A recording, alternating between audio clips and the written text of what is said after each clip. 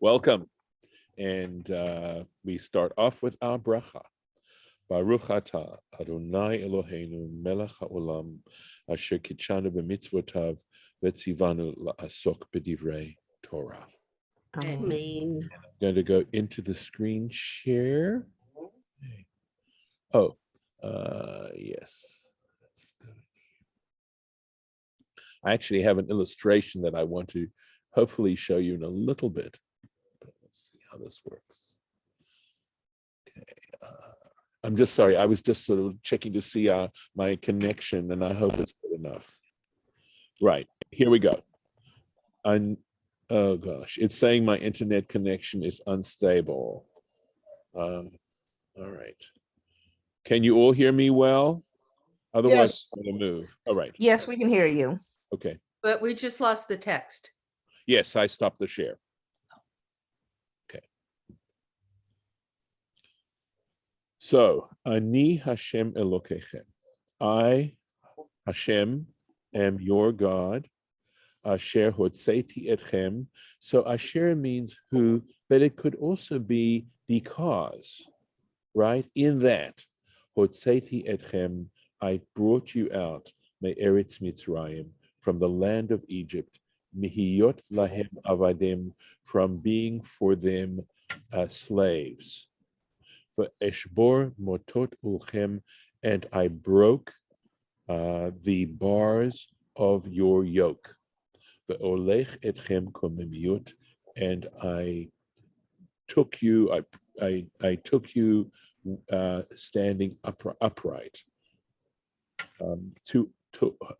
Olech is from halach, which means to go, but it's the hifil form. I made you go, right? I made you go upright. And I want to comment a little bit on this. Brought you out of the land of Egypt. I really believe, even though I realize that it essentially on a pshat level is a historical moment, right? But I think its true relevance is as a metaphor, in that in following Torah, we actually discover freedom. We discover freedom from our impulses, and we are truly liberated. In other words, we can see ourselves as when we are subject to our feelings and the whims and fancies of our culture and other kinds of things, to actually be enslaved. And that the religious discipline that the Torah presents is a way of coming out of this enslavement. And of course, we can be enslaved to the pleasures of this world. And it's not to say that we shouldn't be extremely appreciative of all the blessings that we actually have. And just if I may say parenthetically, it occurs to me that one way of trying to overcome, I would say, spiritual depression, and I'm saying spiritual as opposed to clinical, is by developing a sense of appreciation. That learning how to look at those blessings, to count them, to really deeply appreciate what we have, instead of just taking them for granted, can help us. It doesn't guarantee, but it definitely is a way to help us overcome this kind of depression that we can sometimes feel. But I think this understanding Yitziat Mitzrayim, the Exodus from Egypt. By the way, if someone can mute, please, if I hear some feedback, if you can mute, please do.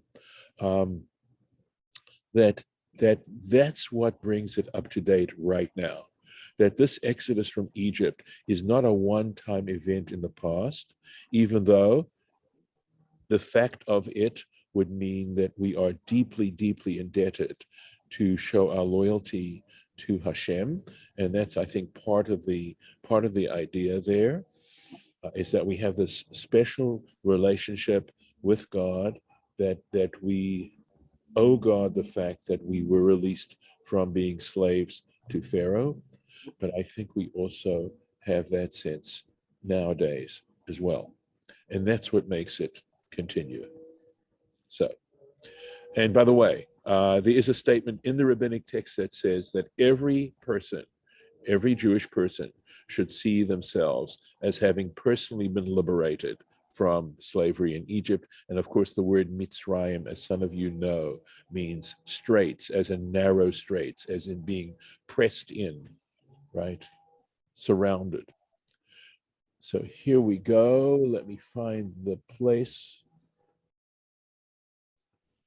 Ani Hashem Elokechem, I Hashem am your Elohim. Kidai ani sheta'aminu bi.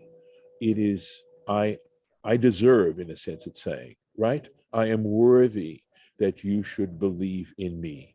She'ani yachol lasot kol eila, because I am capable of doing all these things that have been listed in these blessings. Shaharei hotzeti etchem me'eretz Mitzrayim, because indeed I took you out of the land of Egypt, va'asiti lachem nisim gedolim, and I performed great miracles on your behalf.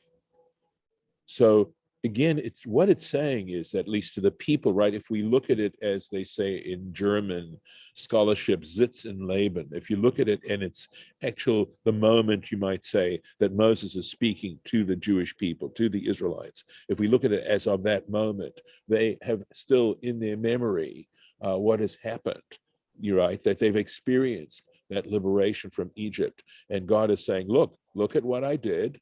Look at all the miracles I've performed. You shouldn't have any doubt that I can continue to do these sorts of things if you're loyal to me. And likewise, at least personally, in sensing the liberation that the Torah and trying to obey divine will does, right? And to look at all the miracles that happen and know that God is going to support us and bless us. If we, and that there's, that it, even though they say you should be like servants serving their master without expectation of reward, nevertheless, to know in our hearts that we are so blessed in so many different ways and additional blessings. So let's keep going. Oh, this was nice. Motot, bars. And I'm going to see if I can find a picture for you. Kemin yeted, it is like a peg, bishne roshei haol, on the two heads of the yoke, a yoke of an ox, think of an ox and yoke, hama'akvim hamosarot, that hold on to the reins, okay, that you can attach the reins to, shelot tetzei merosh hashor, so that, and I think here mosrot, even though normally the term is reins for a horse, I feel like in a way this is, well, maybe it does mean reins. I was thinking maybe it actually means the bars of the yoke. Okay, but anyway, shelot tetzei merosh hashor, that they should not detach from the head of the ox, v'yatir hakesher, and loosen the bond, the knot. And he gives the example in Jeremiah 27, aseh lacha mosrot umotot, make for yourselves, we'll translate this as reins and bars, okay? And there's the French word, Lauren, I don't know if you have that handy there, and this is, yeah, it says Cheville, Cheville. interesting, because this is a kuf, right? Interesting. Okay. Like kevil. Kevil? I don't know. Anyway. Well, I mean, in French, CH is sh, so. Oh, I see. Okay. All right. Even though a kuf is a hard sound, could well be. Thank you.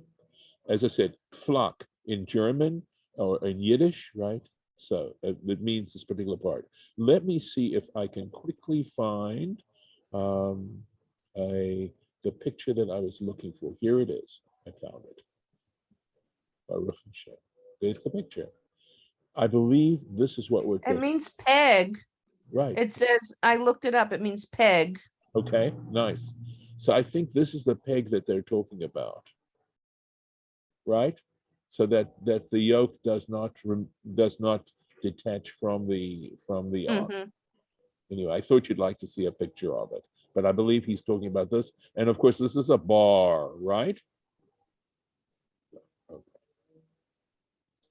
Let me go back to a different share. Okay. Go back to the original one.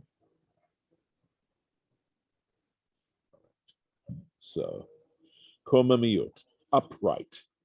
The koma skufa. He just takes a word that's not that common and puts it into simple Hebrew. Koma means stature, right? Zekufa means upright, upright. And I'm afraid at this particular point, we are going to transition 180 degrees. So that's the condition. That's what happens if you do follow God's commandments. The imlo tishma'uli, but if you don't hearken to me, if you don't pay attention to me, the lo ta'asu, and you don't perform it kol mitzvot ha'ela, all these mitzvot. The imlo tishma'uli, if you don't hearken to me. So because it says shamoah, so we understand just the opposite.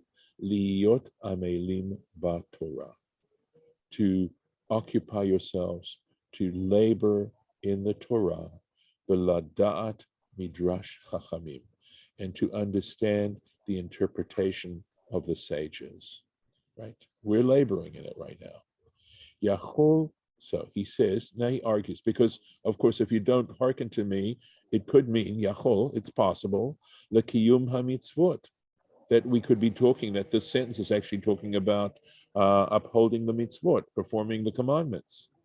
Keshehu omer velo ta'asu, but since the sentence goes on to say, and do not perform, etc., hare kiyum mitzvot amor. Well, the performance of the mitzvah is already mentioned in that particular part of the sentence. Hama ani mekayem. So what am I really trying to say? The imlo tishma'uli, that if you don't listen to me, if you don't understand me, don't pay attention to me, the answer is liot amelim b'Torah. So what it means is to labor in the Torah. Uma tomud lomar li. And why does it say li, me? What's the point of that? Ein li ella ze hamakir et ribono. What the li means is, it simply means that we recognize our master. Umitkavein nimrod bo. So this is someone who doesn't listen to the li. In other words, he recognizes that he has a master. He recognizes that there is a God. Umitkavein nimrod bo. But the force of the li here is that such a person has every intention to rebel against him. V'chein ben Nimrod, and likewise Nimrod, when we talk about Nimrod in Genesis chapter 10, Gibor Tzayid, it says about him in Genesis chapter 10, Gibor Tzayid, a mighty warrior, Lifnei Hashem, before God, a mighty warrior before God. Shemakiro, because Nimrod recognized that there was a divine commander, Umitkaven Nimrod bo, but had every intention to do the opposite, to rebel against him. Vechen ba'anshe Sodom, and we have another example with regards to the people of Sodom in Genesis chapter 13. Ra'im, wicked, v'chataim, and sinners, lashem ma'od. So it says sinners to God greatly. Makirim et ribonam, they believed in God. They believed that there was a God. Omid kavnin limrodbo, but nevertheless, their intention is to rebel against God's will, to do what is wicked. Every intention. Velo ta'asu, and not perform. And again, this is the sifra here. Mishelo tilamdo, when you don't learn it, when you don't learn Torah, lo ta'asu, what are you going to do? How do you know what to do if you haven't learned it? Haresh te averot. So now we wind up with two sins, two iniquities, two transgressions. Gets right into it, doesn't it? Okay, so we're gonna go. I'll do the best I can with the next. Okay. The imbechukotai tim asu. Yeah, go ahead. I have a question. Sure. So limerod that you said in the last Rashi, Yes. what does that mean? To rebel. So it sounds like Nimrod. Yes, it does. That's why he was called Nimrod. Correct. Good. Okay, so that is the same root. Yes, it's play on words. That his name represents the kind of personality he had. And secondly, I do have a parenthetical listing the two transgressions, but I guess they're clear already. Go on. It just says not learning the Torah and not fulfilling its commandments properly Correct. Correct. But one leads to due another. to lack of learning it. Yes, exactly. Yes. If you don't know, how are you going to know what to do? Again, this is sort of when we talk about Torah being light, it means we don't go through life blindly. We are able to discern what's right and what's wrong and think these things through and be concerned about things that people might never be concerned about. So, and if you reject my laws, so remember, we think of chukim as being laws that are things that are simply, they're not necessarily rational. So for example, we could say Shabbat and Kashrut and things like that don't necessarily, that's not like thou shalt not steal or thou shalt not murder or things like that. These chukim are like, then of course the classic example is the ashes, sprinkling with the ashes of the red heifer. So it says if you reject, right? And to consider mi'us means sort of put down, right? To even go to the point of disgusting, right? And again, this is Torah in a way, and if my laws and mishpatim are the things that are the basis of society, right? That have to do with justice and compassion and human decency. Tigal nafshechem, your souls loathe the vilti asot, so as not to perform et kol mitzvotai, any of my commandments, right? Lahafrechem, to destroy et briti, my covenant, right? To crush or to destroy my covenant. The imbechukotai timasu. There's lots of Rashi on this. This stuff is not only painful, but there's a lot to understand. Okay. Imbechukotai timasu. Mo'es ba'acherim ha'osim. Look at where this goes. It means to scorn others who perform them. In other words, when you say you reject my laws, it isn't just that you reject them. You scorn people. You put down people who do in fact perform the laws. So it's something. In a way, it's sort of defining it as something worse. So if you don't perform them, but you don't put down people who are performing them, it's not the same thing, right? It's not as serious. It's taking this and making it much more serious, which in some ways gives us a little bit of breathing space. Except for the Yes. It's very typical for people who are anti-religious to scorn people who are religious, Put them down. and especially, and for Jewish people who are not observant of these commandments to scorn people who are, and Yeah. including members of my own family. I hear you. I know. So it doesn't make it easier. No. Or the other way around. People who are very observant scorn those of us who follow a little differently. Could be true, but that's not what this is talking about. I would hope so, because we have learned. So I don't know. We can't all be biblical. So. Well, my understanding is that it's putting this in very how can I put it, very bleak terms to try and get our attention.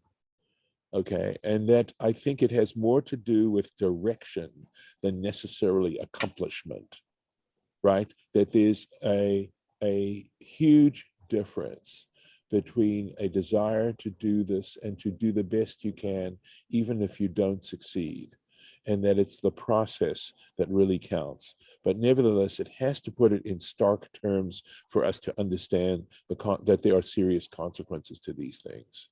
So, mishpatai tigal nafshechem, right? So again, you loathe my commandments. Soneh hachachamim. So in this case, it's one who hates the sages, and soneh is to hate. Levilti asot, so as not to do. And he says here it means monea et acherim asot, preventing other people from performing these commandments. So it's interesting, in every case, he takes it to a more serious level. It kol mitzvotai, so it says all my commandments. So notice it says my commandments. Kofer b'mitzvot. So in other words, he denies the validity of the commandments. Shelo tzivitim, and that the point is that saying that God didn't command them, that they're not divine, that these commandments are not divine. Lachach ne'emar, and this is why it states it kol mitzvotai.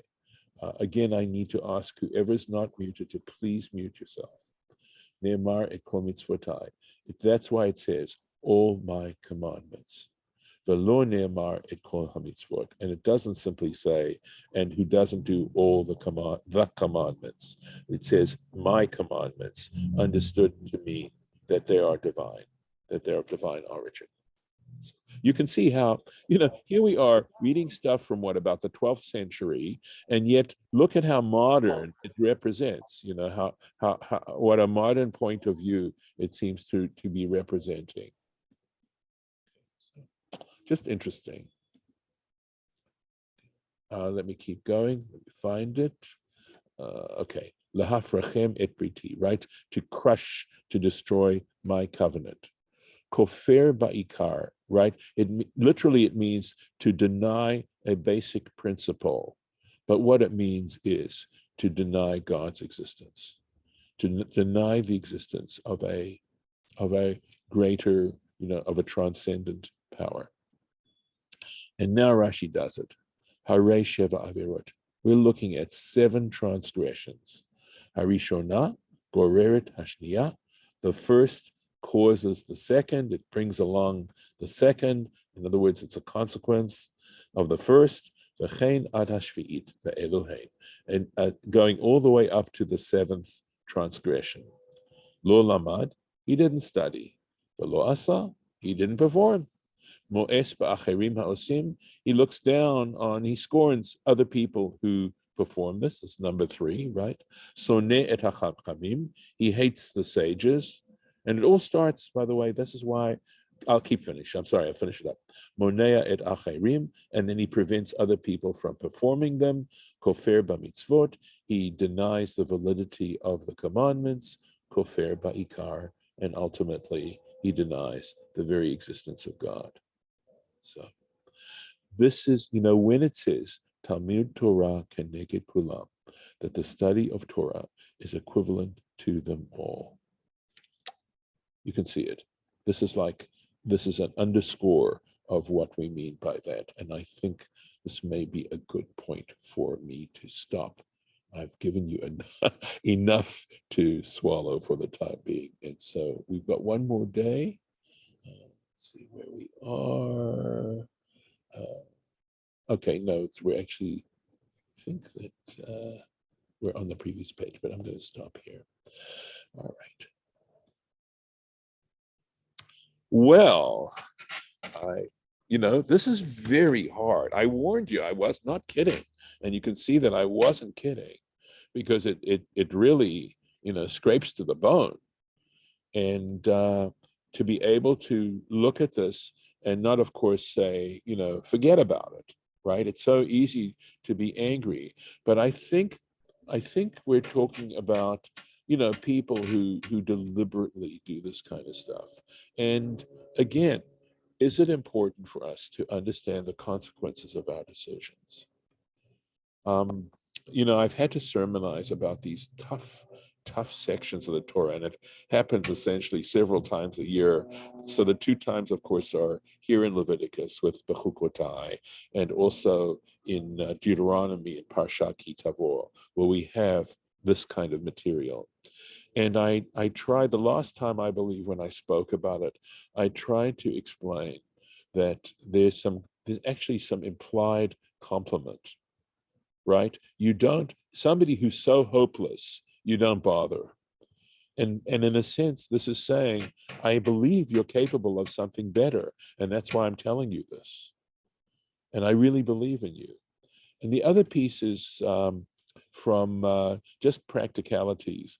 And that is, I remember, so for example, when you are going into a discipline, such as acting, let's say, or art, or any of these kinds of things, your teachers are not always going to tell you, you're great, you're great, you're great, you're great. I mean, I do believe that one of the most important jobs a teacher has is to be encouraging.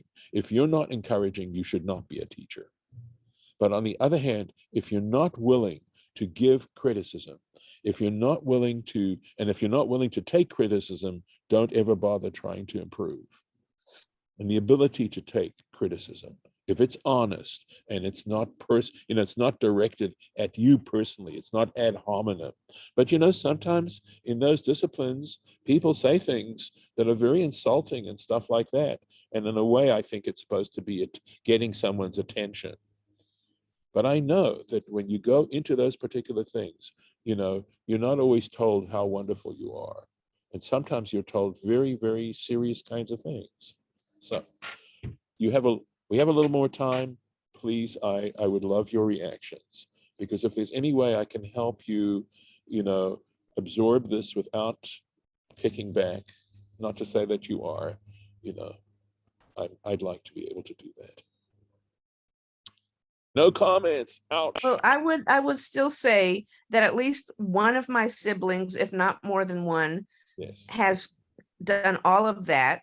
Mm-hmm. I don't know that it's been with, great intention of doing all of that, but that's just kind of who they are. Right. And I don't consider them evil, Correct. but they have, led to me, for instance, committing less of the commandments when I get together with them for Passover. Right. Things like that, it's just, but they're not evil. I agree. I mean, in my opinion, they're not. Maybe in the opinion of this writer, they are. I don't know. I am with When you. in Rome, right? I mean, that's what you have going on, Lauren. It's a when in Rome sort of thing. Yeah. I mean, I don't, I compromise. I don't break every, I don't eat hummus or anything, but Right. it's not the kind of Passover that I would have if I were not with them. Right. And this is just an example. It's not the only Lauren, I share more of that than you might imagine. Okay. Seriously, I've had to learn how to come off the mountaintop. Okay. And it's okay. I mean, I've been doing this for a long, long time now. But that's why one needs the oral Torah and the study of this. But you have to start off with a simple, proposition. And then you have to work it through. But if you don't know the basic skeleton, right, you've got nothing to hang on. And this is a basic skeleton that we're looking at, so that we have some shape that we can try and, understand this. But I agree. I mean, my sister is agnostic. That's what she says. Okay. I don't try to prove God's existence to her. First of all, I don't know that you can prove God's existence. I think it comes deep inside of you in a way that you choose to look at reality.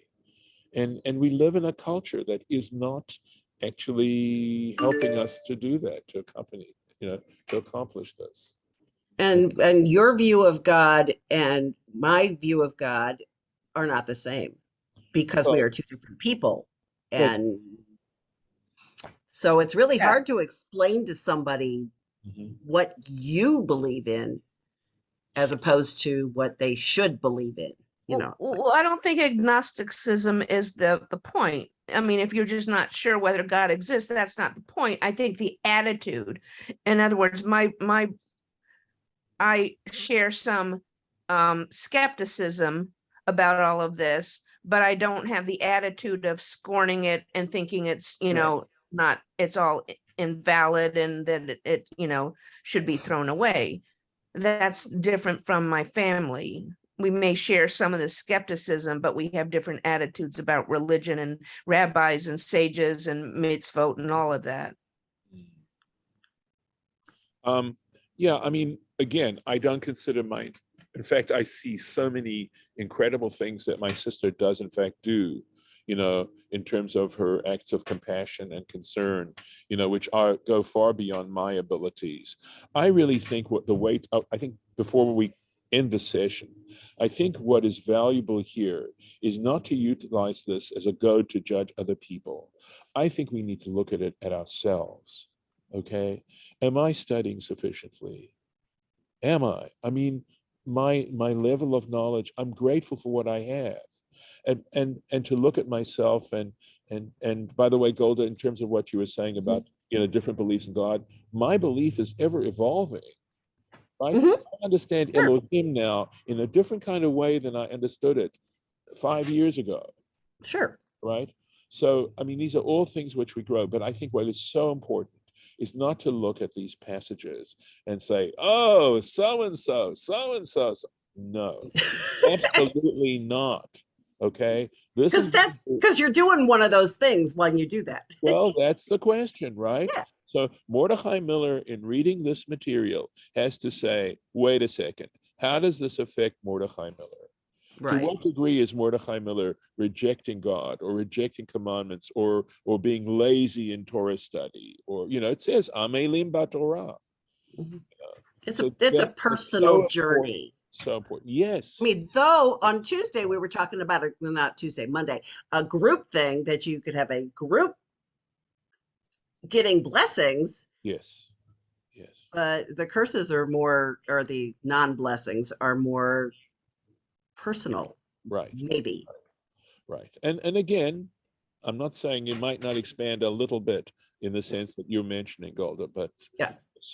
I'm glad I got that in before I stop the recording, which I'm going to do right now. So thank you until tomorrow.